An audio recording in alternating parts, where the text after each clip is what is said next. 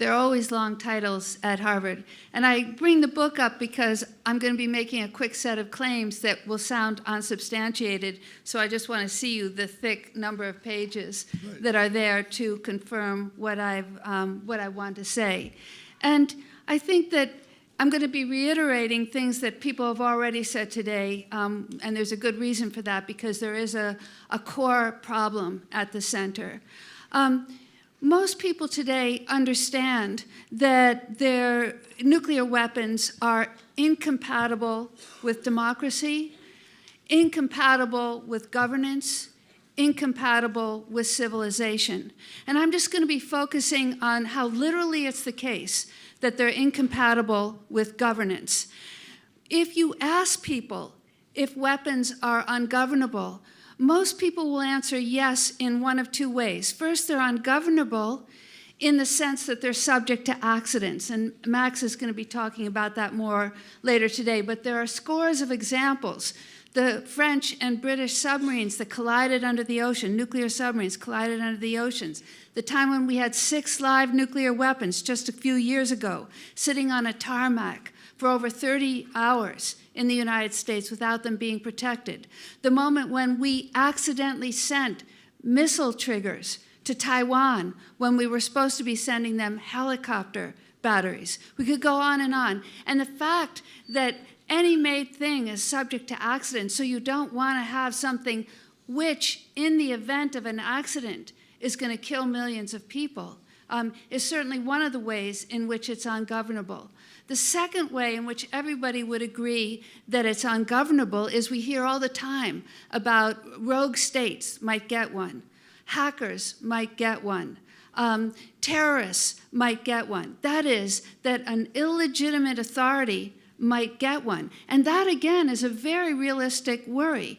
Earlier, we heard about the F-35 that the Air Force wants, which is a 90% digitized plane that is made to deliver nuclear weapons.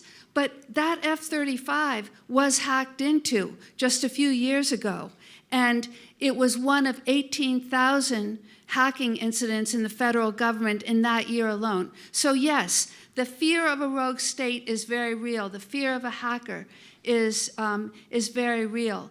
The problem, though, with this language is that by focusing on what we all call illegitimate appropriation of nuclear weapons, hackers and rogue states and so forth, we leave out, or we give the impression that there could conceivably be any legitimate form of nuclear authority. And there simply isn't. So I think that we need to educate our friends and neighbors about the fact that nuclear weapons are deeply, radically incompatible with governance in this sense, that there's no way in which the kind of situation that Joe just described could possibly be compatible with governance. Imagine you're in a political philosophy course and you're looking at different forms of governance. Here's aristocracy, here's monarchy, here's democracy. And then someone says, oh, here's another form of governance. We don't quite know what to call it. But it allows a tiny handful of men, and I do mean men, to launch weapons which will bring about millions and millions of deaths. We know that the recent figures on nuclear weapons show that if only 1/100th of this current arsenal is used, 1/100th of the current arsenal is used, 44 million people will die in the first few hours and 1 billion in the first month. And that's if a tiny fraction of those are used.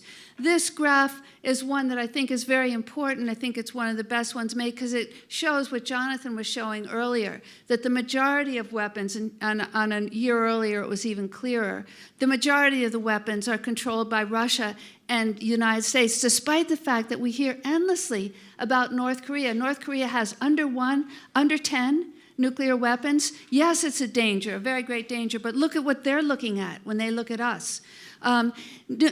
North Korea, in the 1995 International Court of Justice case, went to the court pleading with the court to have nuclear weapons declared illegal, not reported in the United States.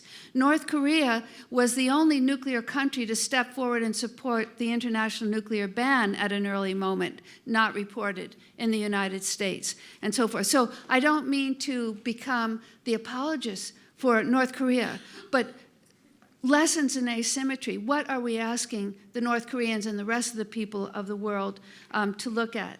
So it's crucial that we understand, especially now that the Bulletin of Atomic Scientists has moved that clock forward to 2.5 minutes before midnight. It's crucial to understand the way in which the nuclear weapons are radically incompatible with governance.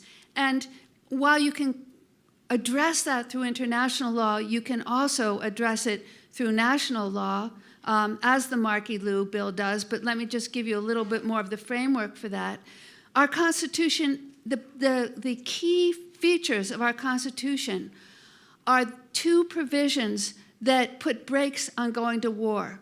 One was Article 1, Section 8, Clause 11, the requirement for a congressional declaration of war. We have not had a legitimate congressional declaration of war since the invention of nuclear weapons, because you can't have these 2 things together. And given the fact that they're incompatible, we've chosen nuclear weapons, and we've allowed the requirement for a constitutional declaration of war look like a piece of detritus that we can throw in the trash over there.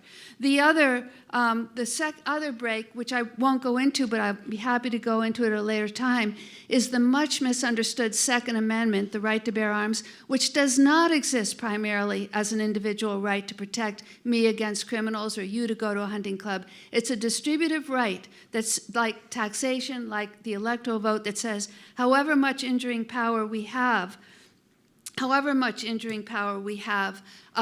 it is going to be equally distributed among all of us, so that I will oversee my piece, and Jonathan will oversee his piece, and each of you will oversee your piece. And only if we can all be persuaded that that foreign country over there deserves to be injured, are we actually going to go injure them. We're not like infantile, disabled people who have been morally disabled going to turn on the television to watch our fellow human beings be injured. We have a say over it. That's what the right to bear arms meant, as I can tell you in more detail.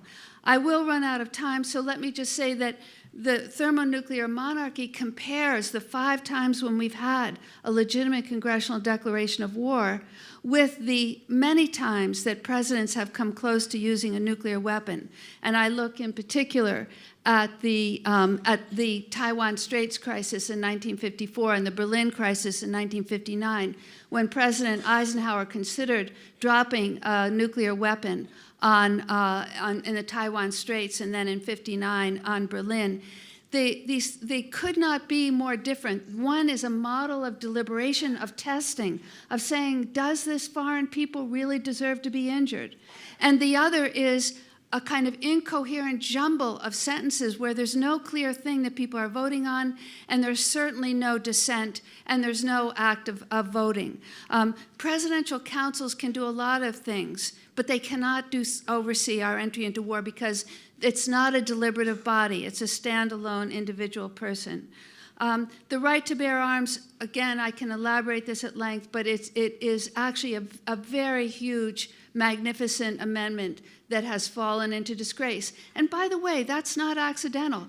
Just as the constitutional requirement for a declaration of war has been trashed, the right to bear arms has been made to look ludicrous in the nuclear age because these things are incompatible. And yet, if we bring them back, they will make nuclear weapons look ridiculous. So let me just quickly say that something that Joe said, which is the Markey-Liu bill, takes this, the requirement for a congressional declaration of war, and simply reminds the world and our own country that we have a constitution, and that a first launch, a first strike by the president actually is wildly incompatible.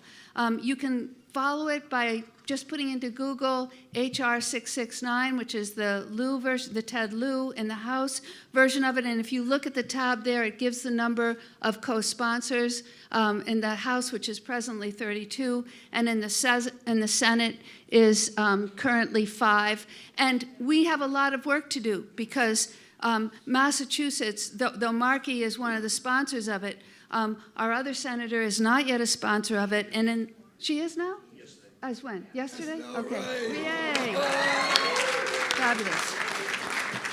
Well, this is a major step forward, and maybe you'll correct me on the House. I was about to say that we only have Congressman McGovern right now, whereas in California there are at least 10 representatives. But maybe we'll learn that somebody else has just signed. Another reason to be optimistic is that the New York Times, which I don't think of as a body that is there to educate the public about nuclear weapons. Maybe I'm wrong, but I don't see them doing a lot of work.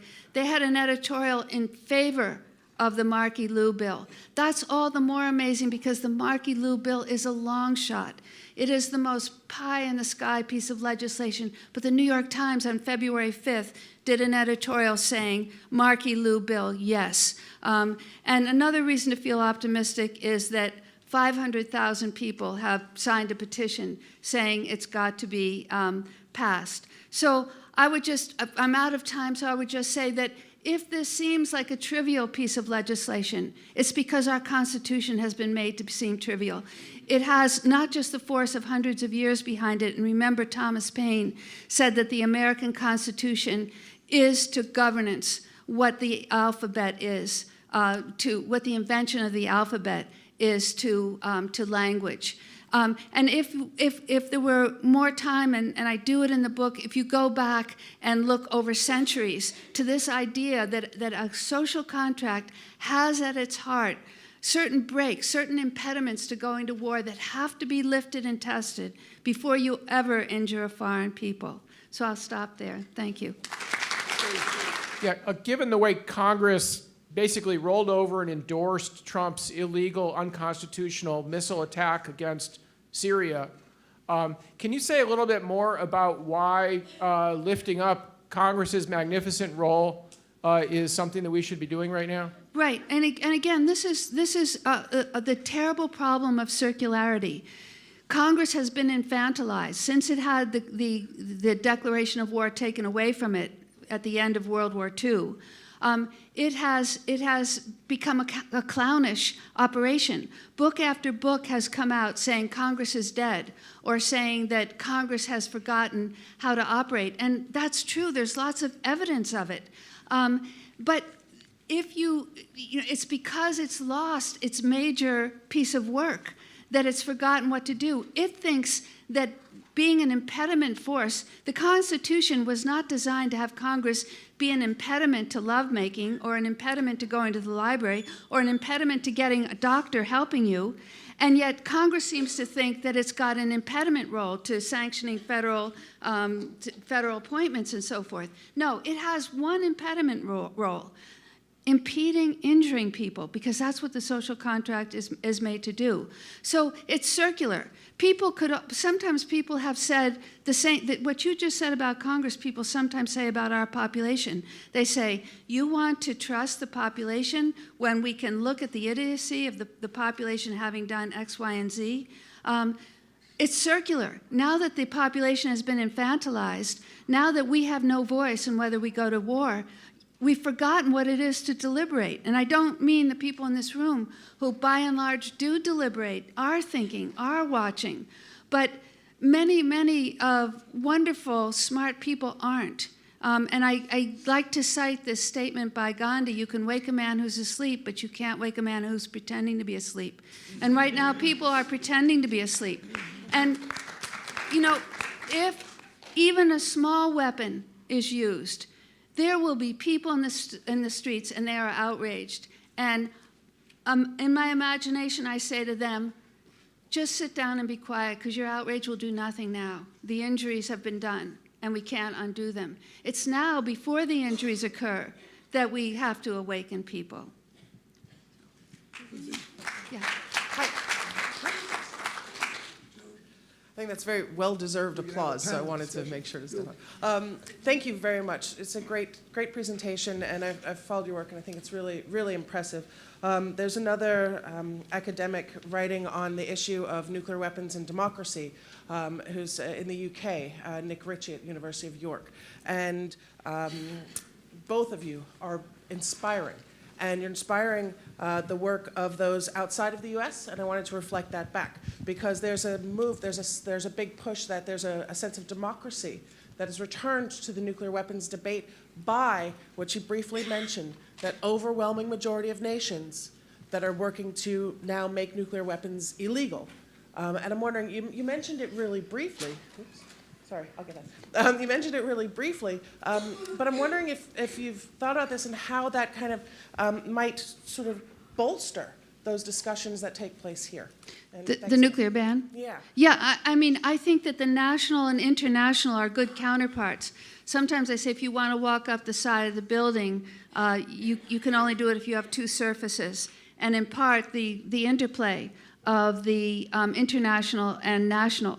The national has been put aside. The international has also been put aside, as in that 1995 ICJ case.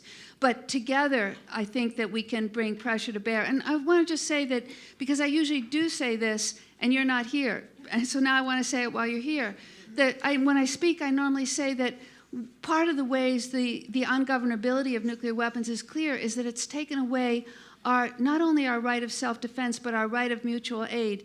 And your report on what would happen if Rotterdam was subjected to even a small nuclear weapon is one I always cite about the impossibility of mutual aid. We have not only lost our ability to defend ourselves, but my ability to support and help and heal you, and yours to help and support me. And that is tragic. So thank you for that report. Take a seat.